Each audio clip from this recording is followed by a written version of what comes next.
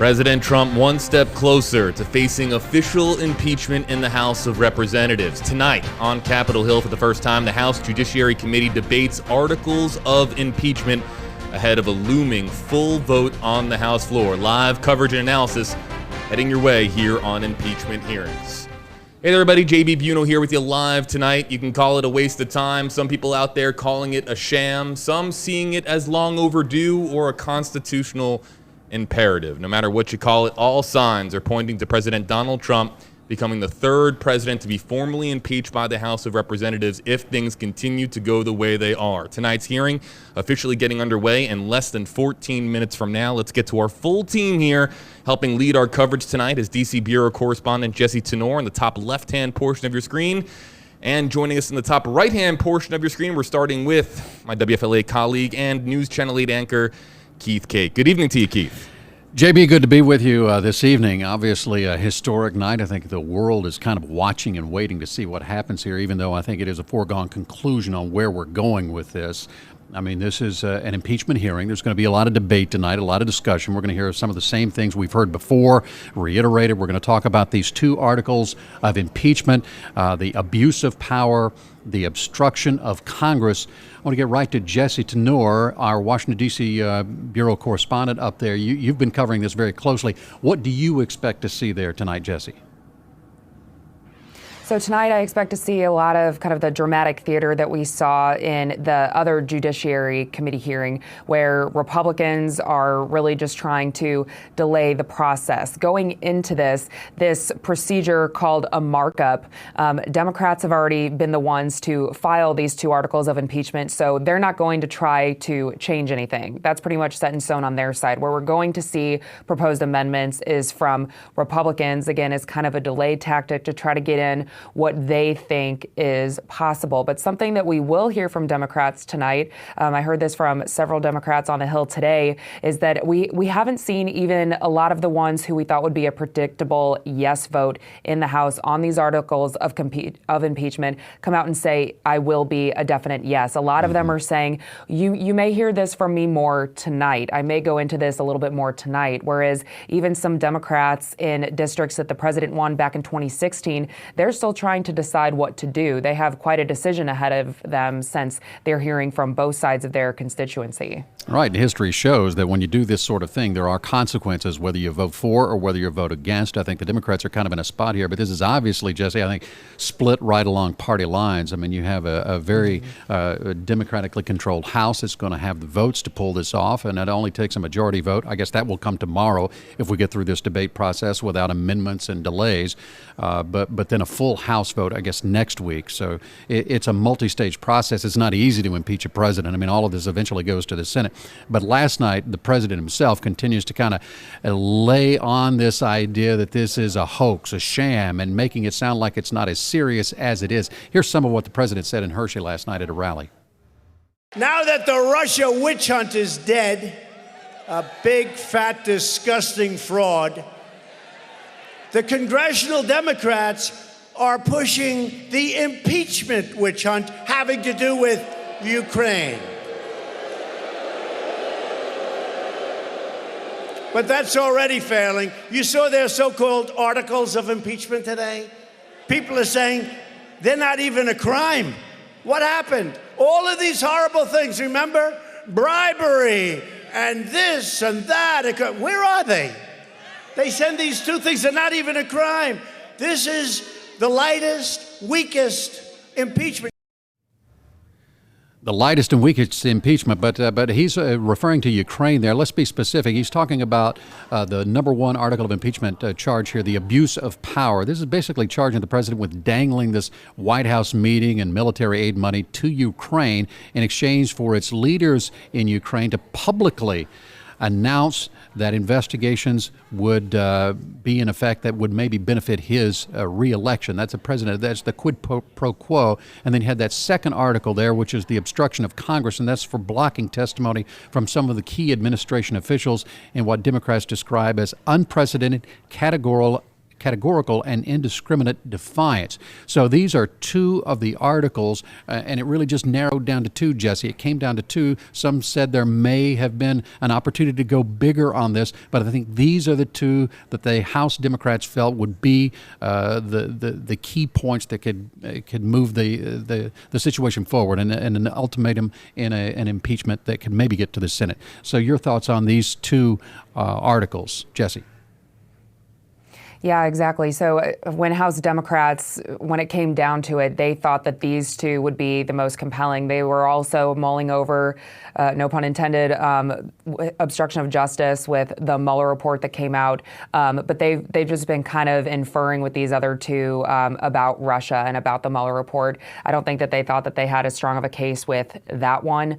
And then we even had, when I spoke with Stephanie Grisham, the White House press secretary yesterday, she was telling me that the White House even thought that they would see more articles of impeachment. But again, it was just narrowed down to those two. Something that I think is interesting that we just heard the president say, and we've been hearing top Republicans, his top defenders say, is that there have been no crimes. But what's interesting about an impeachment process is there doesn't have to be a crime per se.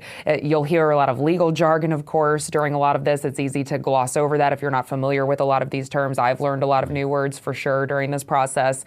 But it doesn't have to be criminal. It's largely a political proceeding. Mm-hmm. And so there doesn't necessarily have to be crimes. It has to be high crimes and misdemeanors. And that's different than what you would see during a criminal trial. It's a different definition in the Constitution. And so I thought that was interesting, what he was telling that crowd last night. And also, you heard those boos from the crowd when he was talking about the articles of impeachment that have been brought forward against him. Pennsylvania is a battleground state where the impeachment process is looking to strengthen the president's case for the 2020 election. So we'll have to see kind of what happens in some of these other battleground states. But as far as Pennsylvania goes, that was a pretty interesting time for him to be there on the exact same day that the articles were announced. Very strategic. There are no accidents. It's politics. I mean, all of these things play out, just like the trade agreement with Nancy Pelosi last night, the day before. J.B. Buno, I want to bring you back in because I guess we're getting some feedback online as well about we're getting a lot of comments. I know that we're engaging constantly a new digital audience here every few minutes, and we're streaming to thousands of people across apps, websites, and social media platforms. We're monitoring the Facebook comments. You can use the hashtag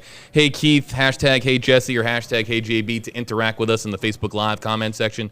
We're also going to be monitoring what you are saying on Twitter using those various hashtags. So if you want your voice to be heard, use one of those three hashtags. We'll be looking out for them in the comment section. I also want to let you know, everybody, that we are keeping an eye on the live feed. Some committee members, Keith, already filing in here. The House Judiciary Committee getting underway in about 6 minutes and 15 seconds from now. This is a live picture. Yeah, this committee basically consists of 41 people, I believe, if I'm not mistaken here, Jessi. You've got like 24 Democrats, of course, in the majority. You've got Jerry Nadler. We've come to recognize him as the chairman. We see his face. We've heard him speaking. You have 17 Republicans in the minority. Here in Florida, we're watching, I guess, a couple that are local somewhat to us. Matt Gaetz from down in the Panhandle has spoken extensively. Greg Stubbe's been on the platform as well. But again, 24-17 in favor of the Democrats. So all of these politicians making their points, reiterating why they're moving in this direction, why it's important, and the Republicans trying to push back, saying too fast, too soon, not enough. Your thoughts, Jessi? Yeah, exactly. They all get 5 minutes. They all get that specific time to make their case. And a lot of it will be things that we've already heard. But yeah, moving forward, we're just going to see, again, this divide, this political divide. And that has been something that hasn't been as stark in the other impeachment processes that we've seen in our country's history. And so it'll be interesting to see if anything new comes out. But for people who are just joining, like I said earlier, the only thing new that we could potentially hear is just how some Democrats are thinking, how they're weighing this, because some of them know that they kind of have this fine line to walk moving forward. And when you look back at history, I mean, when you think about Jerry Nadler sitting up there, I was looking back at some old clips from him in '98 with Bill Clinton and some of the things that the Democrats are saying today versus what they were saying when Bill Clinton was going through this process, and then what the Republicans were saying then versus saying that. It's almost like the script has been completely flipped upside down, which tells you, again, there's so much politics involved in all of this. But when you talk about impeaching a president, again, it's difficult to do. It's hard to impeach, and that's by design. In 1868, we go back, there's only happened a couple of times. Andrew Johnson is the first one. He came pretty close. I mean, there was one vote. He made it all the way to Senate. It could have been impeached in 1868. 1998, of course, Bill Clinton. Richard Nixon faced impeachment. Of course, he resigned in disgrace prior to that because of the Watergate scandal, and he probably most definitely would have been impeached because I think that he knew the numbers were against him, so he bowed out gracefully. And then now you have Donald Trump, who, unlike, we weren't there, in 1868, but we know that most of these folks who face this sort of thing face it in a very serious, calculated way, and yet Donald Trump's demeanor seems to be like, bring it on. In fact, this may actually work in my favor in some ways. Do you think he's actually thinking that way, or is he taking this more seriously than he appears, Jessi? Maybe a little bit of both, but I think for the most part, with Donald Trump, you get what you're seeing from him, and that's this confidence. And I think that's because the Senate has never convicted a president before. It doesn't look like the Senate will do anything differently this time around.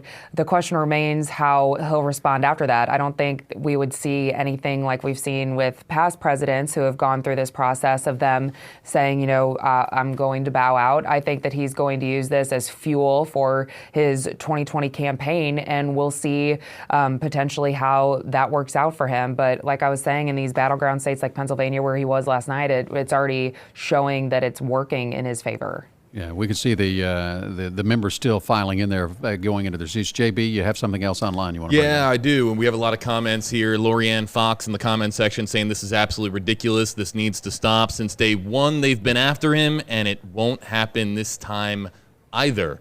I think referencing of course, the Mueller report there as well. Terrace Alice saying just 2 words, finish him. That's pretty ominous. And then Dennis Soriano saying, worst president in United States history. We are monitoring your comments here as we are closing in on the 2-minute mark for the Judiciary Committee to be getting underway. This in the center of your screen, everybody, is a live picture. There is Chairman Jerry Nadler trying to make his way around the scrum of media that is, of course, hoarding around the committee as we are about 2 minutes or so 2 minutes away or so from getting underway. Really quickly, I have a soundbite here from California Congresswoman Jackie Speier. She spoke earlier today about constitutional grounds for impeachment. We heard from President Trump earlier. I want to get to Congresswoman Jackie Speier. I'm not concerned about it at all. It's a constitutional question, and if they can't read the Constitution and recognize that this is a high crime and misdemeanor, then that's their decision. But we're taking this action for future generations, not for this Congress. Jackie Speier saying that she's taking these actions for future generations. A lot at stake. We talk a lot. You've been talking a lot about the past and of course, the historical implications here, but of course, the future at stake, future presidencies, and how the standard is going to be held in future White House administrations, of course, at stake here going forward. Keith and Jessi. I think that's part of it, too. I mean, people down the road are going to be looking at this and saying they don't want to go through this, and maybe this will hold everyone more accountable. But right now, you've really polarized some of these sides. The Republicans and the Democrats are going head-to-head, and I think the American people are looking at it and going, we just wish you would get down to the business at hand, which is doing the business of the people, not so much fighting back and forth. I think there's a feeling of that, politically speaking. Jessi? I think there's 2 sides to that, too. Yeah, go ahead. Yeah. No, you're good. I was just saying I think there's 2 sides to that, too, because as far as Republicans go, they've been saying, for the future, this sets a horrible precedent because then, does this mean that whoever is in the Oval Office that, Democrats are going to try to impeach? Exactly. Are they just going to impeach somebody because they don't like him or her? Whereas Democrats have been saying, for the future, too, we have to make sure, if we do not impeach the president, are we saying, things like, can you cheat on in another election? And that's their opinion. But, yeah, you're hearing both sides on that, too. Yeah, we're going to cut you off there, Jessi, because it looks like Jerry Nadler, the chairman of the committee, is beginning the hearings right now. Let's listen in.